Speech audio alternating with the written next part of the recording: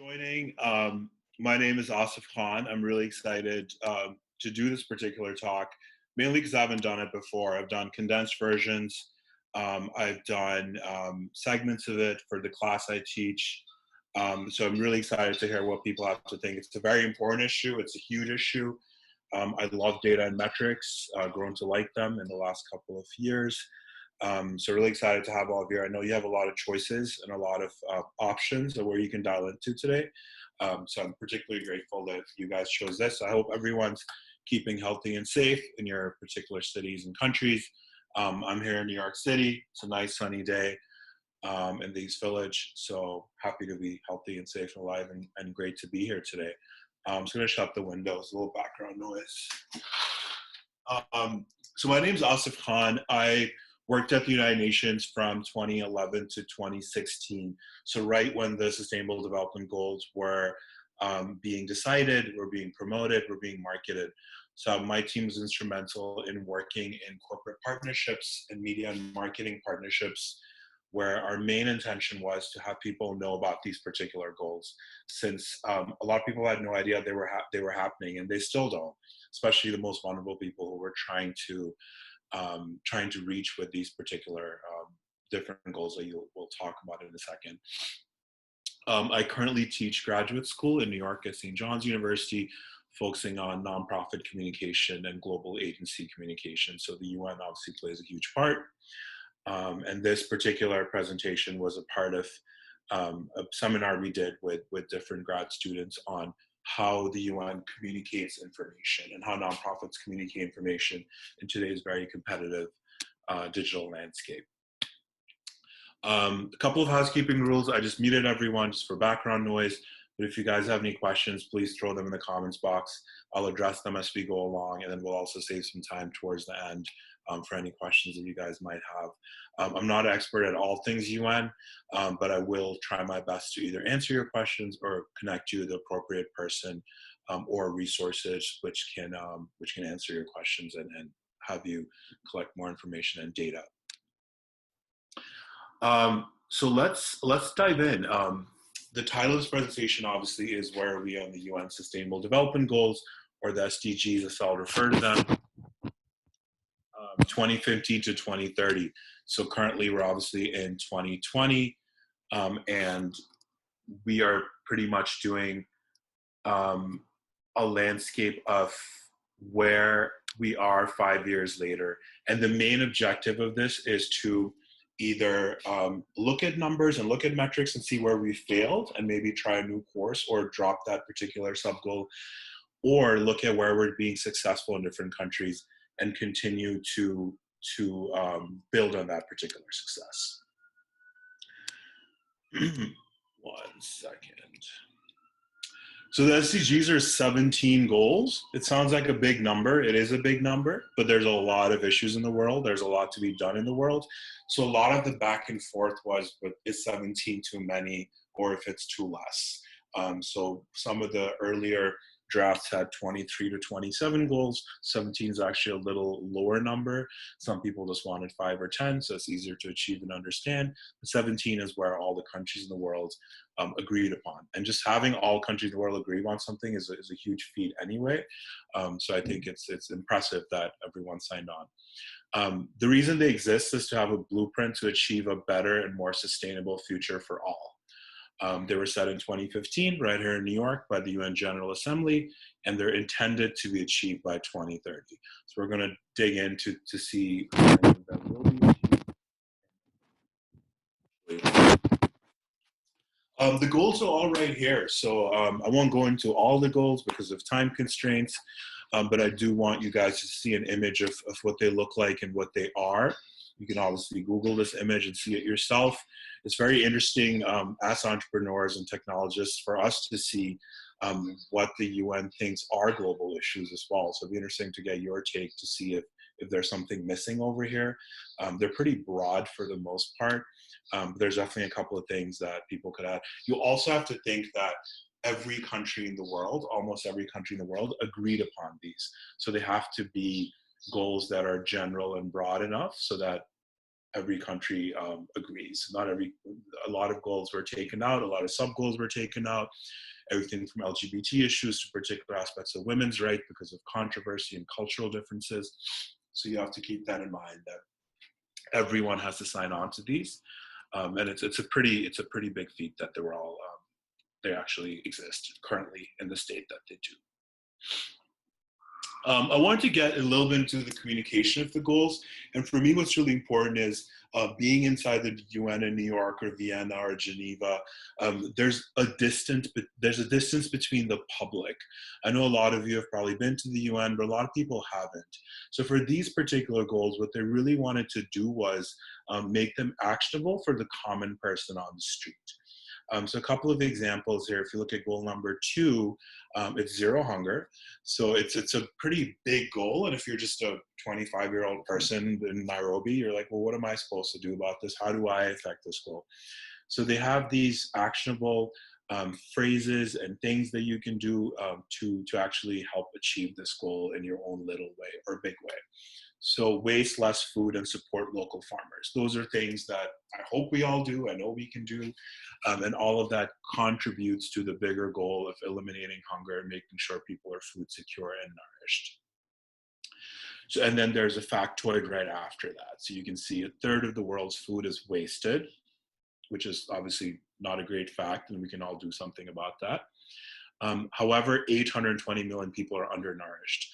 So this is a good example of communicating where you have an action and then why you're taking that particular action.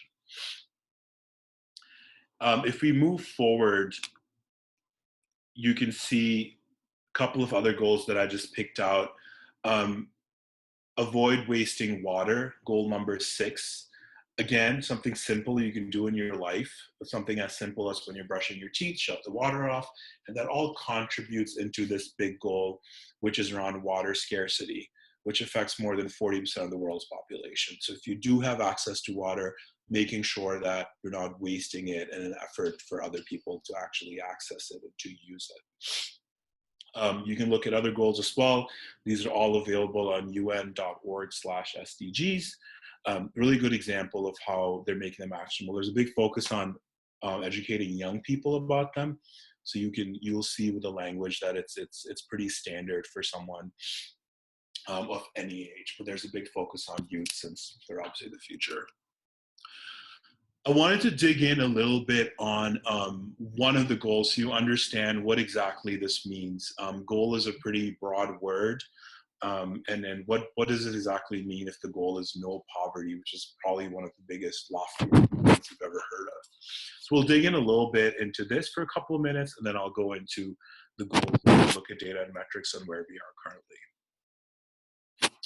I'm just going to quickly check and see if there's any questions at this point. 1 second.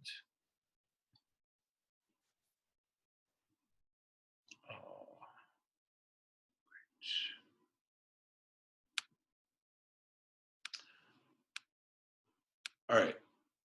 So, sorry, I'm not the best person at Zoom, unfortunately.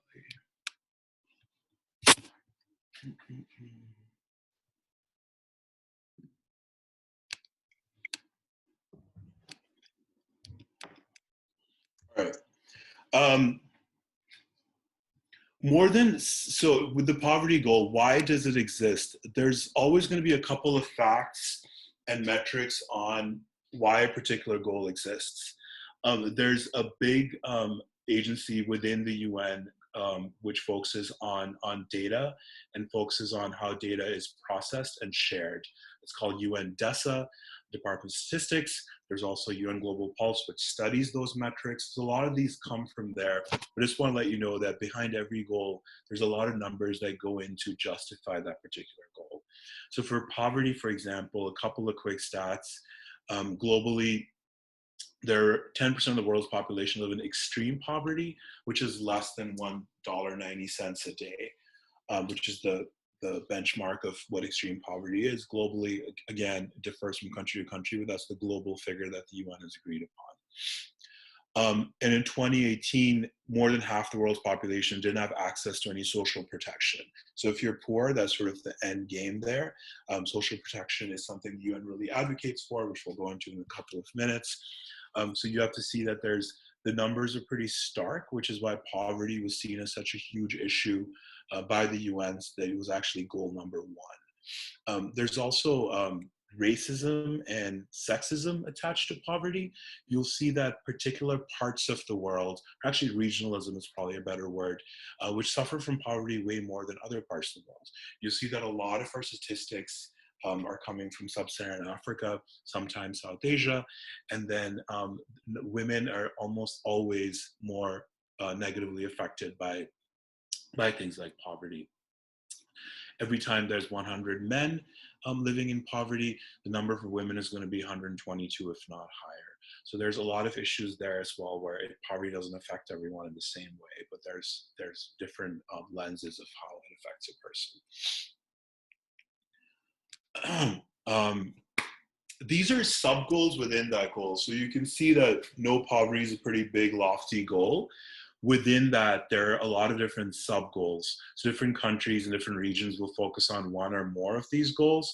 So they're actually more actionable. Because if I say no poverty, it's probably not gonna, it doesn't really mean anything to you. But if I say by 2030, reduce at least by 50% the proportion of people living in poverty according to your national definition, that's a little more actionable. If you're in Madagascar or India or China, you have a little bit of a blueprint of your particular country of where to go. So some of the things these goals have is very actionable national definitions, which I think is really important. Another one we can pull out is policy frameworks on all levels based on pro-poor and gender-sensitive development strategies. That goes back into what I talked about earlier, where women in some regions are disproportionately affected.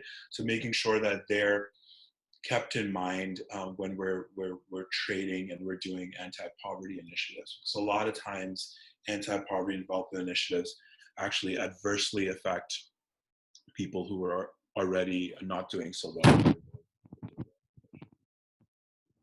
So it's a good example of the sub goals. They go into 2.1, 2.2, I think for poverty goes all the way to 14 or 16. So there's a lot of different goals that go into that one particular goal. So it's just a snapshot of what that means. Let's go into data and metrics. So these are a couple of graphics that were pulled together in 2019 for the General Assembly here in New York. Bad news, the world is not on track to end poverty by 2030. Not a big surprise to everyone. However, there are some data metrics that have been pulled in order to get to this point, which I think are very important. One of the good ones I like to sort of focus on positive whenever you can, is that poverty is reducing every couple of years by a pretty significant number. So in 2030, 6% of the world will still be living in extreme poverty, but that 6% number is actually much lower than 36%, which we had in 1990. So only 30 years ago. So if we continue with these projections, by 2040, extreme poverty can be wiped out, all things considered. Obviously, COVID and other issues have an adverse effect on it, but this bar chart, I think, for me is optimistic. More than half the world's population still doesn't have access to social protection. A lot of what the UN is doing is advocating countries to have social protection. A plus side of COVID, if I can say that, is that social protection has been recognized and understood much better. Other countries, especially in Europe and Latin America, already have had that. But in the US, I think leaders and public are understanding that social protection is needed when something like this happens, that people just can't go to work. So currently, for those of you who don't know, most Americans are getting $1,200 stimulus check and potentially another one for $2,000. So that's one example of how a very capitalist country starts doing social protection because of an emergency. Goal number 2, hunger. So millions are still living in hunger. This goal has actually regressed, so we have not done well at all. If there was an F grade, it would probably go to hunger, mainly because we currently have 821 million people undernourished, and by currently I mean 2017 data, and the number has gone up from 2015, which was 784. So the number of hungry people is actually rising rather than reducing. Obviously, a lot of factors are responsible for this, but something to understand that instead of reducing this number, it's actually increasing. Another ironic fact on the top there is 2/3 of extremely poor employed workers are actually agricultural workers, which is a very ironic fact as well, because they're actually producing the food, but they don't have enough to eat. So that's something to look at as well, how if something is produced in one place, where it's ending up. So it's an important supply chain dynamic. First world, third world, we're going to look at it. A really interesting fact there. And then the one right below it is 2/3 of undernourished people just live in two regions. So more than 66% of people who are undernourished are in sub-Saharan Africa and Southern Asia. So there's 237 and 277 million people. Again, large food producing parts of the world, but people there are undernourished. So that's a pretty fundamental issue of unfairness that we need to tackle. Number three is around health, obviously connected with food, ensuring that healthy lives and well-being is promoted at all ages. So one of the good things that this goal is actually doing well, I'd probably give it a B minus. Under 5 deaths, which is a big metric for how healthy a society is, have actually dropped. They were close to 10 million in 2000, 20 years ago, and now they're 5.5 million in 2017. And the numbers actually reduced. It's 4.7 million in 2019 as of last year, largely due to vaccinations. So vaccinations have resulted in an 80% drop in measles deaths, for example, between a 16-year period, which is pretty strong. Polio, a lot of you must have heard of as well, is eliminated in all but 3 countries, and there's efforts to wipe it out in those 3 countries as well. Then HIV is another good statistic as well, which you can look at. It's not wiped out in the West, but it's heavily controlled, and it's in sub-Saharan Africa. The instances of HIV rates are 37% lower in the 16-year period, which again is an impressive number in the scheme of things. Number 4, education. A lot of people's favorite goal. It's sort of one of the goals that a lot of people rally behind. Affects children, obviously. There's also an emphasis made on adult education, retraining, jobs, etc. Not doing so well on this goal either. Why? Because 617 million children still have lack minimum proficiency in reading and math. So even if they are being educated in schools, they're not really proficient according to global standards. Obviously, these standards differ from nation to nation and within countries, but in general, education is not where it should be, especially considering the number of the amount of money that was actually invested in education. Because for a lot of companies, it's a clean, easy, non-controversial topic. So there's definitely something there in terms of doing better in education. One of the main reasons this goal is also important, that again, there's sexism when it comes to education.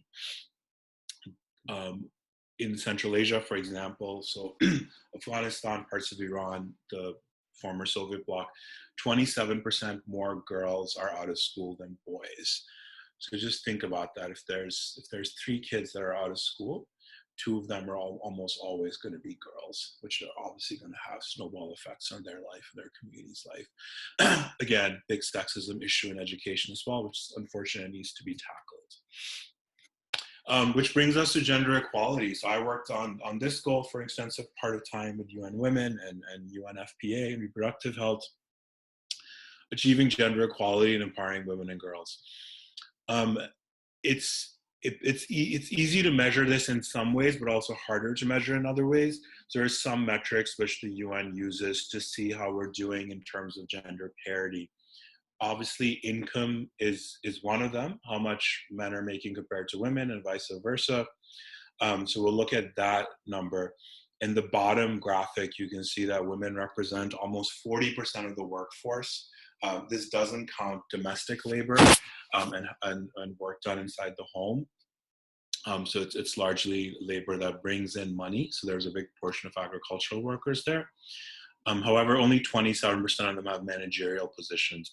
And managerial for these efforts just means you're supervising at least one person. So that number is even lower when you come to higher paying jobs in Fortune 100 or 500 companies. So that's obviously something we tackle as well, because you can't have one sex just working in one level of work while the other one is sort of doing more and making more. A couple of other points. 200 million women have been subjected to female genital mutilation in the same time period between 2000 and 2017, which is the data set we're using here. And then for these goals, we use 2015 to 2017. And then half of them in Africa. Sudan actually passed an anti-FGM law yesterday. So there's some progress being done there to make sure it doesn't happen again. And then more than 20% of women and girls who have partners, so that means they're married for the most part, or their father, have experienced physical or sexual partner violence. This is a very jarring statistic, and it's almost always going to be higher because reports are sometimes less than half on how many people report an incident. So 18% could technically be 40%, and this is partner violence. So you can imagine what the non-partner violence will be. It's much higher than that. Goal number 6, I'm just rushing through since we have 17, but hopefully we'll get to half of them today, and then maybe do a second part in the May 15th conference. There's a lot to tackle. Ensuring availability and sustainability of water. A lot of analysts have predicted that the next world wars will be waged around water. A lot of the world's current conflict have a scarcity of water. In the next 3 to 5 years, it's going to be much more scarce. It's a very important issue if you look at it from a global security and obviously a human health and sustainability point of view. So almost 800 million people still don't have basic drinking water services, which is a large number if you think about it. And then 2 out of 5 people don't have hand washing facilities with soap and water at their homes. So just think about COVID currently and think about these 2 out of 5 people, and just think about what the incidences of disease will be for these people. However, on the flip side of it, countries like India are doing really well with COVID, obviously 1 billion people. And I think the death rate was around 1,000 or 1,200, which is negligible considering the population. So it's always also interesting to see that where these people exist, sometimes what are countries doing to tackle global issues. So even though these statistics are dark, sometimes countries have moved around it or worked around it somehow or the other. The other thing that's really connected to water is making sure that people are not defecating openly. So open defecation, use of toilets is something you'll always see in water and sanitation. So the goal itself is clean water and sanitation. So you'll hear the word WASH oftentimes, which means water, sanitation, and hygiene. So there's a lot of business opportunity, and there's a lot of need for clean toilets across the world, because as you can see, almost 10% of the world's population doesn't have access to toilets. So just put yourself in that position and see how you would do in that state. So really important to also look at how as entrepreneurs we can provide goods and services to help make these goals go a little faster.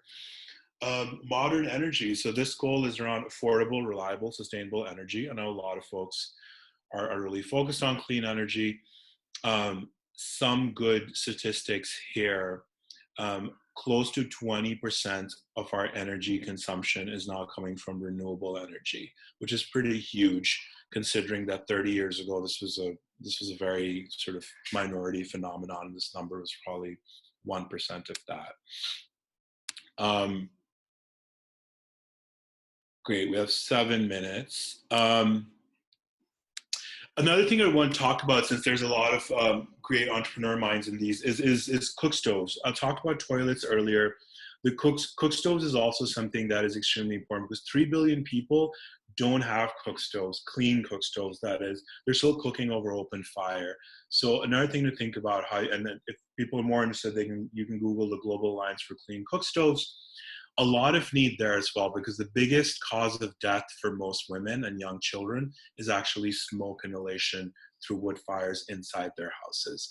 So how do we ensure affordable clean energy? And at a sort of very baseline level, provide clean cook stoves to people, especially to women who are doing the giant share of the cooking. Goal number 8, then we'll be halfway, then we can save some time for questions if there are any. Promoting economic growth through productive employment and decent work. Again, this is one of the goals where I get confused about, is because there's a lot going on there.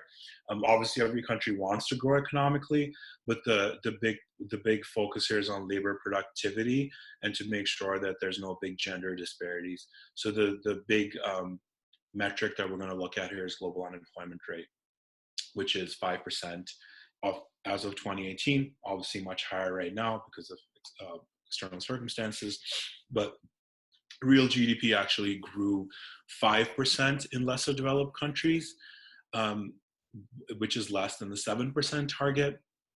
All things considered, it's not the worst growth rate, but obviously 2% short of what we thought it was going to be. I think we can probably pause here since we're almost on time. But if anyone has any questions, my email is right here. Please shoot me a note. I'm happy to discuss any of the goals more in detail or how they're communicated, as well as the data metrics, and guide you to graphics and where you can get more points. Another place to get, some other places to get some resources are UN Global Compact, which is a great organization that works with companies. So if you have an LLC, you can become a part of the compact for free, and you get information on how as a company you can both improve the goals and increase the capacity and the work that the goals are doing, but also use them for your marketing materials. I think the global goals are a terrific cause marketing initiative that customers, especially young millennial customers, really respond to. SDG Compass is a great resource as well, which kind of helps you guide through this whole maze of the goals. And then the SDG Media Zone, which is also run by United Nations, is a great place for you to get graphics, social media material, things you can put on your website or your products. That way, if you're focusing on a particular goal, your customers and your employees can learn what exactly your company is doing in sustainability or in terms of goods and service production. And then lastly, UN.org Sustainable Development is a great website which is kept current with data points from across the world, really focusing on the global south, and really focusing on getting clean, transparent data so we can use them in presentations like this and actually speak about this intelligently and properly instead of just making generalizations. So I'll give you guys 3 minutes back, but thank you so much for your time, and I hope you enjoy the rest of your conference in the next 2 days.